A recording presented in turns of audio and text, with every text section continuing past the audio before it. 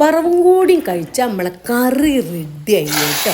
ഇത് മാത്രം മതി നമുക്ക് ഉച്ചയ്ക്ക് ചോറുണ്ണാൻ. വളരെ സിമ്പിളും ഈസിയാണ് ഈ കറി.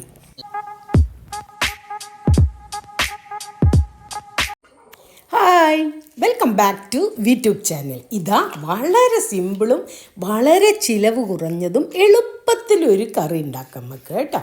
അതിന് ഞാൻ എടുത്തത് ഒറ്റ പച്ചക്കായാണ്. നേന്ത്രക്കായ ഉണ്ടല്ലോ, നമ്മളെ ബനാന, ഒറ്റയൊന്ന്. അതിൻ്റെ തോലെല്ലാം ചുരണ്ടി അപ്പുറപ്പുറമൊക്കെ മുറിച്ച് ഒന്ന് കഴുകി ഇനി ഇതാ കഷ്ണങ്ങളാക്കി നുറുക്കുക. നടിച്ചെന്തിട്ടുള്ളൂ കേട്ടോ. ചെറിയ ചെറിയ കഷ്ണങ്ങളൊന്നുമല്ല, അത്യാവശ്യം ഈ വലിപ്പത്തിലാണ് ഞാൻ മുറിച്ചെടുക്കുന്നത്.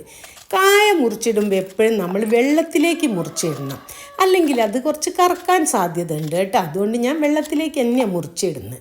ഇനിയിപ്പോൾ ദാ ഇതൊക്കെ ഒന്ന് നല്ലപോലെ കഴുകിയിട്ട് ഒരു മൺചട്ടിയിലേക്കാണ് ഞാൻ ഇടുന്നത്. അതിലിതാ കുറച്ച് വെള്ളം വെച്ചിട്ടുണ്ട്. ആ വെള്ളത്തിലേക്കിട്ട് അതിലേക്കിതാ 1 ടീസ്പൂൺ മുളക് പൊടിയും 1/2 ടീസ്പൂൺ മഞ്ഞൾപ്പൊടിയും പാകത്തിന് ഉപ്പ് ഇട്ടിട്ട് ഒന്നൊരൊറ്റ കറക്കല് കേട്ടോ. എന്നിട്ട് നമ്മളിതാ അടുപ്പത്ത് വെച്ച് ഇനി ഇത് തിളയ്ക്കുമ്പോഴത്തേക്ക് ഇതിലേക്ക് നമുക്കൊരു നാളികേരമൊക്കെ അരച്ചുണ്ടാക്കണം കേട്ടോ.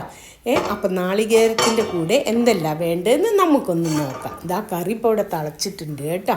അപ്പോൾ അതിൻ്റെ ഉള്ളിൽ കൂടെ ഞാൻ നാളികേരമൊക്കെ ചിരകി വെച്ചതാണ്. ഇതാ 1 മുറി നാളികേരം, അതിലേക്ക് 1/4 ടീസ്പൂൺ നല്ല ജീരകം, ഒരു 4-5 ചുവന്നുള്ളിയും ഒരു 4 അല്ലി വെളുത്തുള്ളിയും, ഇത്രയും നമ്മൾ മിക്സീൻ്റെ ജാറിലിട്ട് കുറച്ച് വെള്ളം ഒഴിച്ച് ഒന്ന് നല്ലോണം അരച്ചെടുക്കുക കേട്ടോ. എന്നിട്ട് നമ്മളിതാ ഈ അരച്ചെടുത്തത് കൊണ്ടുവന്ന് ഇതിലേക്ക് ഒഴിക്കണം നമ്മളെ കായ. ഇപ്പോൾ കായെല്ലാം വെന്ത് റെഡിയായി കേട്ടോ. കാരണം കായക്കധികം വേവൊന്നുമില്ല. അപ്പം ഞാൻ തേങ്ങ അതിലേക്ക് ഒഴിച്ചു കൊടുത്ത് ഇനി മിക്സീൻ്റെ ജാറിൽ ഇത്തിരി വെള്ളം ഒഴിച്ച് അവിടെ ഒന്ന് മിക്സ് ചെയ്ത് ഒഴിച്ച്.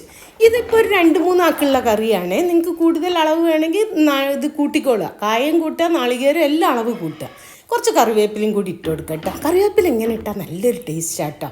ഇപ്പോൾ അതാ ഒരു വറവ് വയ്ക്കാം. വെളിച്ചെണ്ണ ചൂടായപ്പോൾ അതിലേക്ക് ഇതാ 1 ടീസ്പൂൺ പോലെ നമ്മൾ ഉലുവയിൽ വറവ് വെച്ചാൽ നല്ല ടേസ്റ്റാണ് കറിക്ക് കേട്ടോ.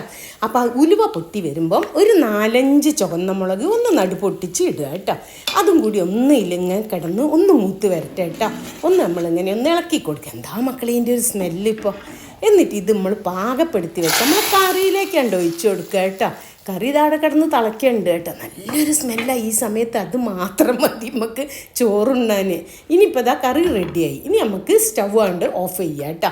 ഇനി ഇതിലേക്കൊരു സീക്രട്ട് ഇൻഗ്രീഡിയൻറ്റ് ചേർക്കാനുണ്ട്. വേറെ ഒന്നല്ല മക്കളെ, നമ്മളെ തൈര് കേട്ടോ. സ്റ്റവ് ഓഫാക്കിയിട്ടേ തൈര് ഒഴിക്കാവൂ കേട്ടോ. എന്നിട്ട് അതും കൂടി ഒഴിച്ച് ഒന്ന് മിക്സ് ചെയ്യുക. ഇഷ്ടപ്പെട്ടാൽ ഇപ്പം തന്നെ ആ ലൈക്ക് ബട്ടൺ അമർത്തണം. അതുപോലെ എല്ലാവർക്കും ഒന്ന് ഷെയറും ചെയ്ത് കൊടുക്കണം കേട്ടോ. കുറച്ച് ഉപ്പും കൂടി വേണ്ടേന്, ഞാൻ അതും കൂടെ ഇട്ട് കൊടുത്ത് ഒന്ന് മിക്സ് ചെയ്ത്.